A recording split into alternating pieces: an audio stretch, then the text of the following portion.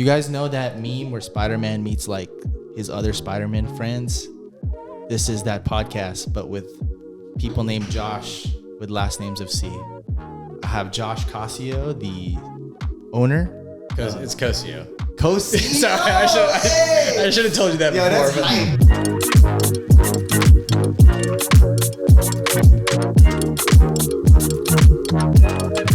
My first interaction with Josh is on a Facebook group. It was like, what's happening in Vestavia, right?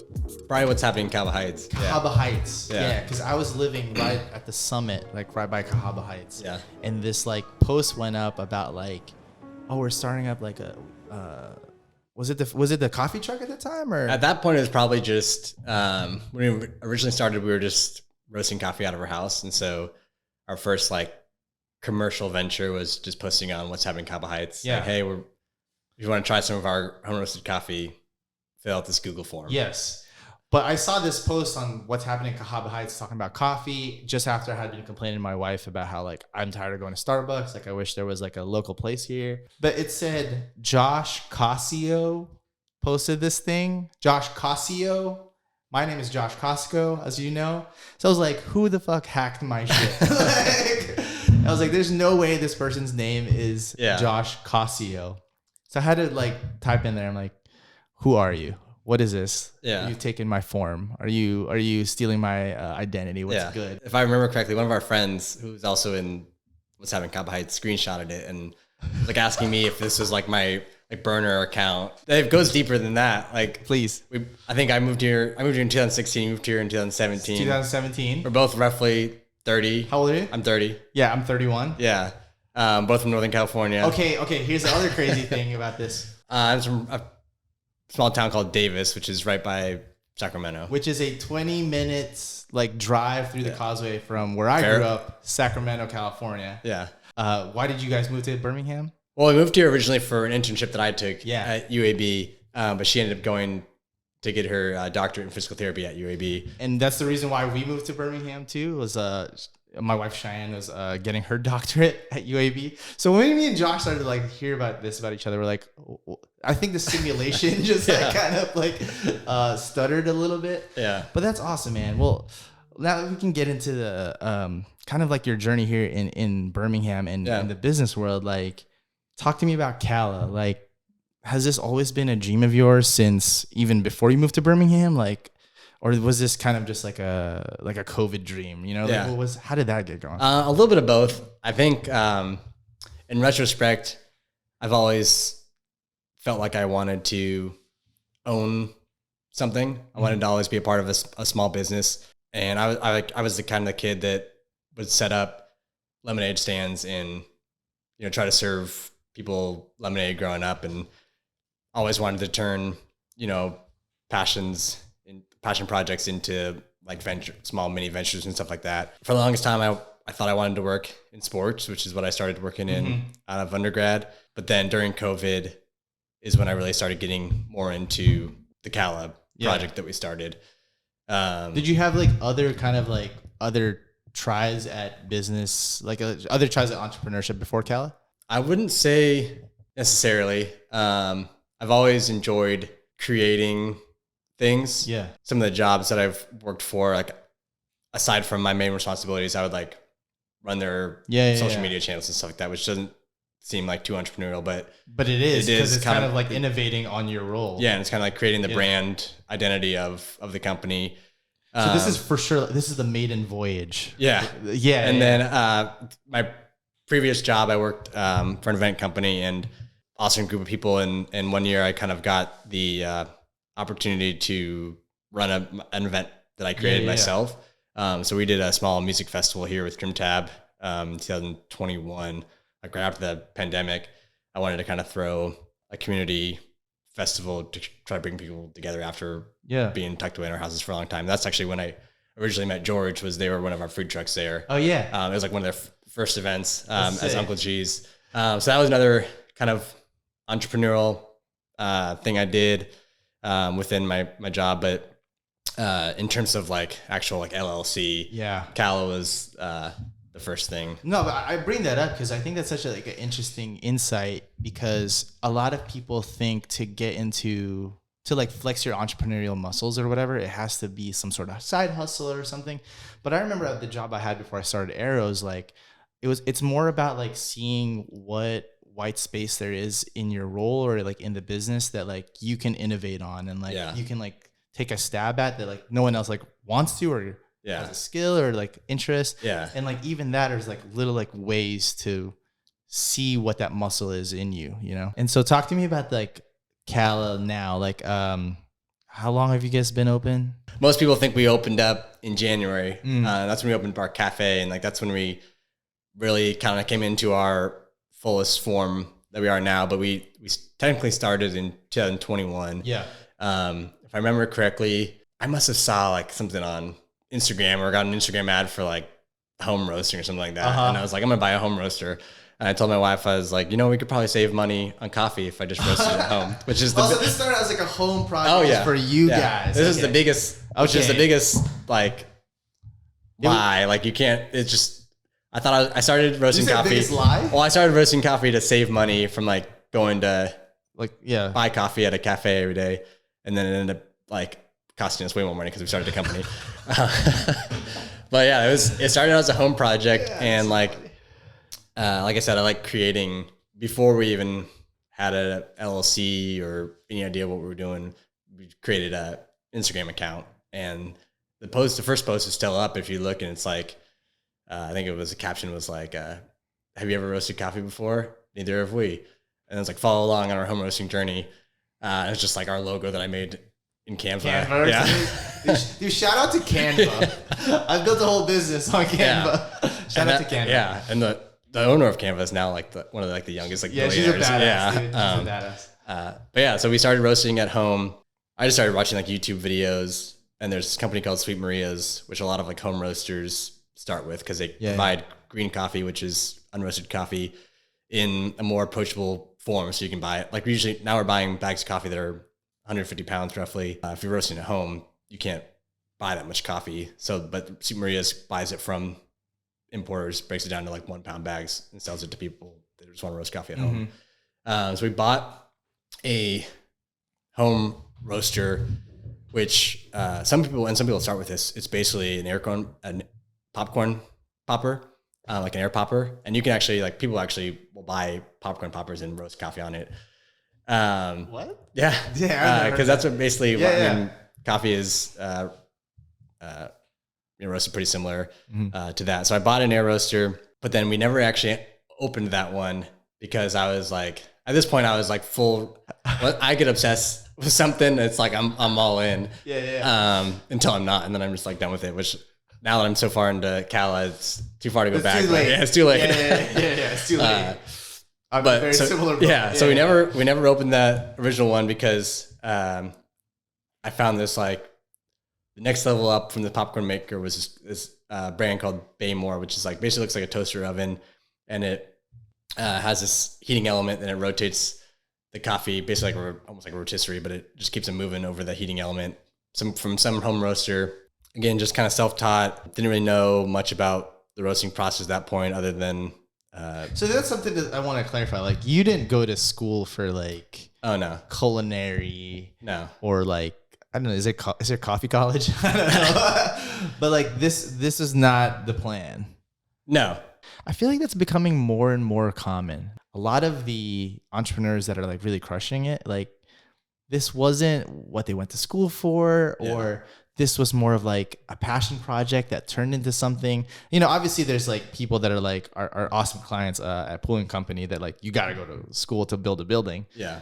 It always just feels like the ones that come out of some sort of like passion project, like are the ones that are like really take hold and like really stick. Like, are you feeling that a little bit? We started realizing was that our main passion is like creating stuff and serving others through it. And so like we kind of just use coffee as a tool and means to provide a space and a product for other people to enjoy and kind of connect people over a common interest. It's almost like it's not about the coffee itself. It's what the coffee represents, or it's like almost like a talisman for the future. Exactly. Yes, we want to have the best coffee that we can roast, but ahead of that is we want to have a really good experience for our customers, good atmosphere, and like use coffee as a tool. Our motto is like to create good days. And so like with coffee being primarily consumed in the morning, we have a unique opportunity to like kind of kickstart a lot of people's days. Yeah. And so like if we can help people start their day on a good note, that can like have a snowball effect for the rest of their day. And then, you know, over time, hopefully have an impact. And so it sounds like that was really more your mission is it's still it's not necessarily about the coffee then or like creating good coffee. It's about your mission was like, what can I create to help people in my way? That's why we built our coffee cart. I was learning a lot about roasting. I was getting better at roasting. But what we started realizing was like, again, roasting the coffee and selling it online was fun. But like what we were really wanting was to like hand somebody a cup of coffee, see them enjoy take a sip. Like, see the effect it had on the person. Yeah. So that's why we decided to build the coffee cart. And originally I was still working full time. My wife's a physical therapist. She does that full time. So we built the coffee cart thinking on Saturdays we could do some farmers markets.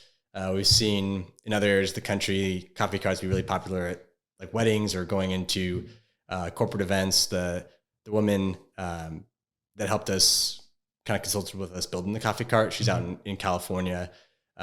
She goes and I think she said like Indeed, sweet. like multiple times a week or months or something like that. And makes coffee drinks for all their employees and stuff like that. And so that's what we kind of saw it being was more of a passion project. The goal was originally just make enough money to pay for keep doing it. Yeah. Just keep it going. Yeah. So yeah, that was kind of what it quickly turned into was like, all right, the coffee's tasting good enough that we feel like we can, no one's going to puke it out. Yeah. No one's going to puke it out.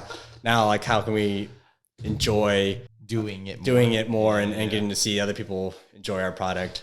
I'm so interested in that the mission aspect. I know that obviously like when you first got your roaster, you may not have been thinking about this, but like when you were like from that moment when you realized, like, hey dude, it's go time. Did the mission, was it revealed to you then, or was it like a thing that you revealed to you over time, like where like now you're realizing what the mission is, or was that something from the very start? Over time, but always there. So like a little bit of backstory.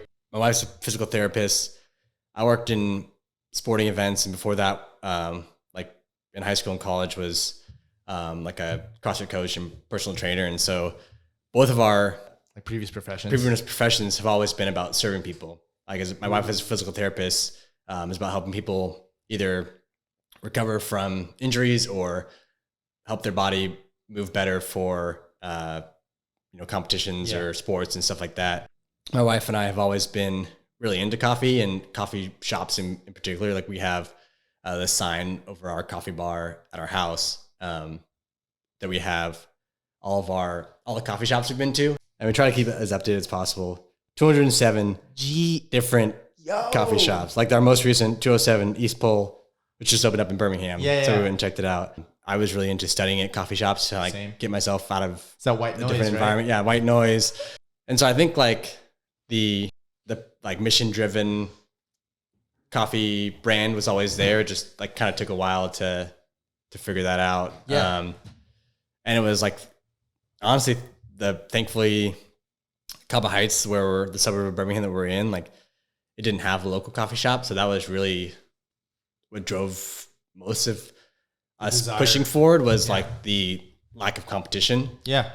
Whereas like I think if we lived downtown or we lived in a different suburb where there's other coffee shops, like it probably would never have gotten anywhere. But like I think like one of our first posts on what's happening in Cala Heights was like, hey, we're trying to bring a local coffee brand. Like before we even had an idea that we would want to shop, like we wanted to be known as like a local coffee brand of Cala Heights, even if we were just going to roast coffee. I was so relieved that you guys opened up there, even though I don't get to enjoy it every day. I fucking would, dude. But like, I think because growing up in Sacramento, like that was such part of like my growing up and the culture of like living there was like, after school, you end up at Temple. Yeah. You end up at like Insight, and like you study, you hang out with your friends. But it really is that like that third place, you know, between school and work and home. And then you get to be somewhere where you can kind of like have this communal moment. And that's what I've always loved about coffee shops, because, you know, it's like, it's not like a restaurant where it feels like, you know, after the meal's done, like, get the fuck out of here. Yeah. Like, you get to like be in those places. And which is exciting, because now you have one of those places where people can be. And you've opened up right there in Cahaba Heights, and it's a beautiful space, man. Thank you. Dude, it's so sick. If you guys haven't been, you need to go. It's one of my favorite like spaces here now in Birmingham. It's just so light and airy. The green, like the tan, it just looks so good in there. It's I would stay there all day and work if I could, if I didn't have this office, honestly. But but in building that space, I'm sure it wasn't a straight line from start to finish. No. Right? I'm sure there was like a lot of learnings there. Like, and I'm sure there was stresses, and I'm sure there was like things you've overcome and learned. But throughout the process of taking it from the cart to the brick and mortar, like, what have you learned about yourself as an entrepreneur, as a leader, as a business owner? Like, what would you say you learned about yourself? I've definitely have learned lots. I joke with people, like, before starting Cala, I was like questioning whether I wanted to go back and get my MBA. Both my parents have like postgraduate degrees, and so I always, growing up, just like assumed like that's what you kind of had to do if you wanted to be quote unquote successful. And then I kind of realized, you know, after starting Cala, it's like Cala was what I wanted to do. I just thought like going back to school was gonna get in the way of that. Yeah.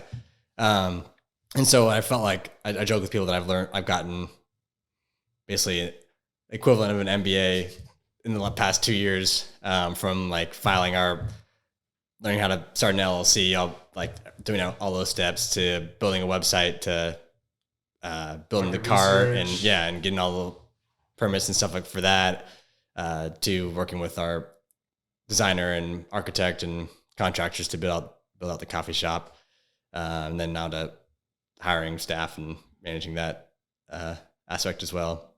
So yeah, definitely learned a ton. There's definitely things we would probably do differently if we had to go back, but that I feel like it's kind of like that's part of the process. But like, I think as the more I realize, and maybe you have too now, it's like success like can just look like so different from maybe like what these plans have been set out for us. Like, would you agree with that? Like what's your experience with kind of defining success for yourself now? Yeah, I mean, definitely. And thankfully, like, my parents definitely never like pushed. They weren't hawking me. Yeah. It was just kind of like me putting it on myself. Feeling like if I wanted to be successful, I have to get an MBA, if I want to be in business or whatever. Success to me is like, having the freedom to like win or lose on your own terms. Ooh. And so like that, at the end of the day, like if we have a bad day at the shop, or it's all on me, whether basically, obviously it's not all on me.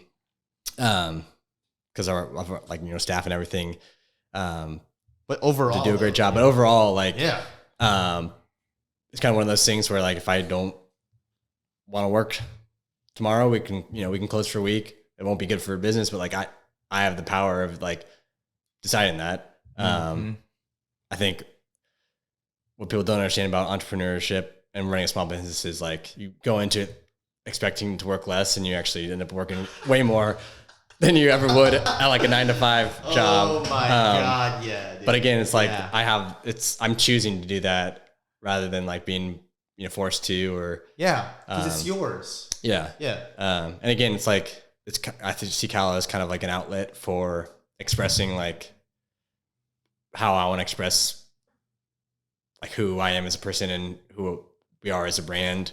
Because I'm not always like, I'm not gonna be something like a really loud, outgoing person that is able to do that, stand up in front of a bunch of people and drink my coffee. Do that stuff like that. But like doing small stuff through our branding, it's like I get to do that kind of behind the brand. Which has been really fun and fulfilling for me as well. Damn. Dude, I think what you just said like really spoke to me just now because I haven't heard it like articulated that way. Yeah. Success could be defined as like winning or losing on your terms. Yeah. I think that's such a bar, man, because I think even like a lot of these like L's I've taken, especially in 2023, which is, been such a weird year, like from the business standpoint, like I asked myself a couple of times where I was like, if I were to do this for free, like would I still want to do it? But the answer was like, yeah, like, because in this scenario, it really is like on my own terms. And I want to bring as many people along with me as possible. But like at the end of the day, it begins and ends with me. And like that in itself is joy. Yeah. Like, is that kind of what you're saying? Yeah, definitely. I guess I would define if we end up being successful, not as much about number of locations and revenue, but more about like how hard did we give it our all. And both my wife and I are like really persistent people. So I think that bodes in our favor of like, yeah, we started small, but like we're growing, and I'm pretty sure we'll probably be around for a while because like we're going to like take things off our chin and, keep our head down and keep going, whether any storms that come through. So, and the brand is so strong, man. Like, I think as somebody that does this for a living, I want to shout out who helped build like the visual design of the brand so far. I'm happy to shout him out. So we work with Andrew Thompson. Yeah, he's a badass. But like you guys have built such like a solid foundation to build on top of that. And so in addition to the grit and persistence of your guys thing, like I think like and that goes back to like so good. What's our backbone is like we're gonna create a really cool brand that people want to be associated with, and we're gonna have really good coffee. But like there are people that have probably focused too much on the product, and unfortunately in coffee it's like it's not just about having a good product. Like you have to be able to get someone to buy that coffee from you. You got to sell like the lifestyle around the experience of it. Yeah. So that's what we're trying to do with our visuals and like branding stuff that Andrew's helped us with, all the way down to the music and energy that we want people to feel exactly in our coffee shop. And even in like the way that you've trained the baristas to like interact with people and like the type of like maybe even the type of people that you bring onto the company, it's all part of the brand that you built.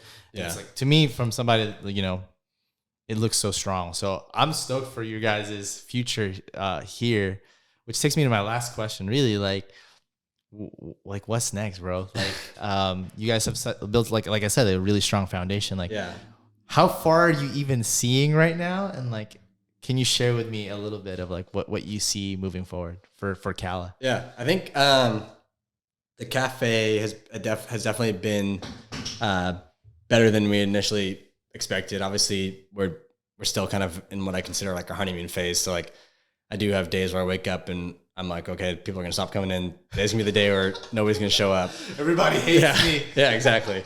At least one more location. Nice. I think at some point we'd want to be somewhere downtown would be ideal. We really want to build a strong Birmingham foundation before considering going somewhere else. Yeah.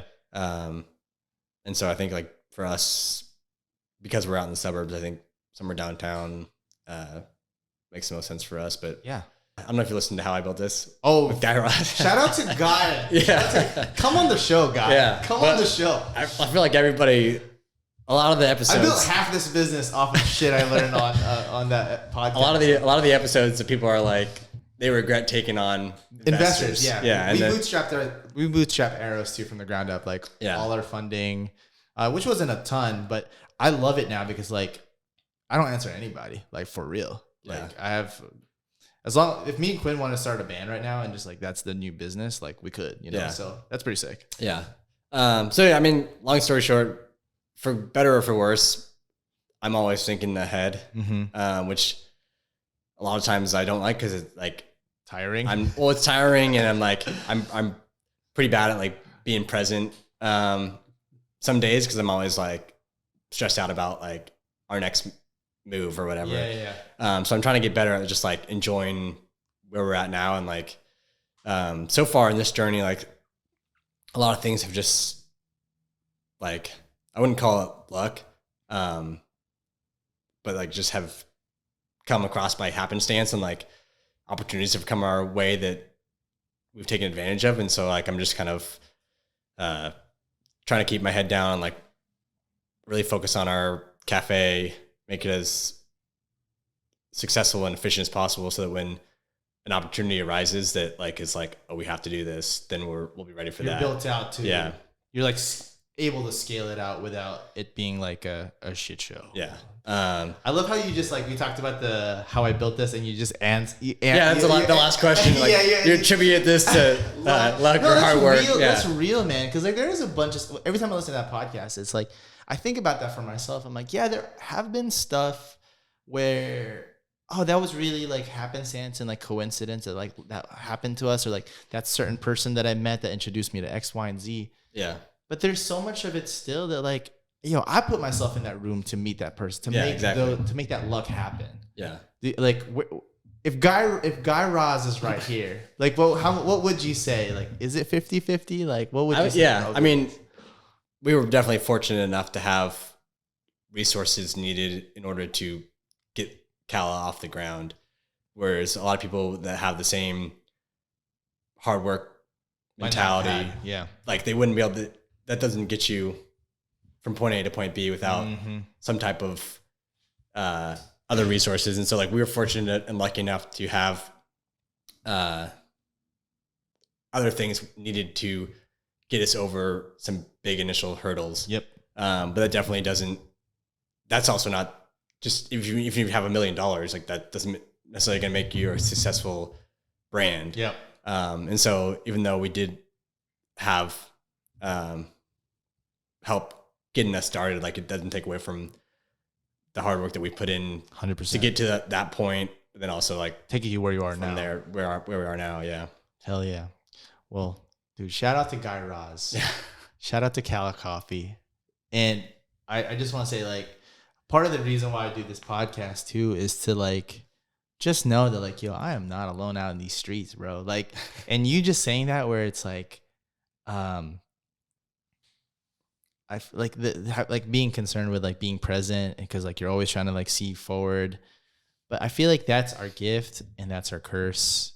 Yeah. But and so much more though, I do think it's a gift. So, being present, it's cool, but it's also cool like seeing like a year in the future. So yeah. So shout out to you, man, and I'm so stoked to like finally connect and like really, I'm gonna drink all your coffee. I need it. I think Trey just got me a cup of cold brew. So yeah. But yeah, man, dude, I'm stoked for Cala, man, and I'm stoked to see how it grows. I'm stoked for you and like your guys' little family here in Birmingham. Yeah, thank you. I'll see you back in Northern California when you go visit, maybe. Yeah. Going in December, hopefully. Oh, sweet. My sister's getting married in Hawaii, and I'm planning to bring Miles to Davis. Oh, sick. Before on our way over to. So we'll go grab some coffee over there. Yeah, I'll text you if we make it back and see if you're in town then. Everybody in Birmingham, please make it out to Cahaba Heights.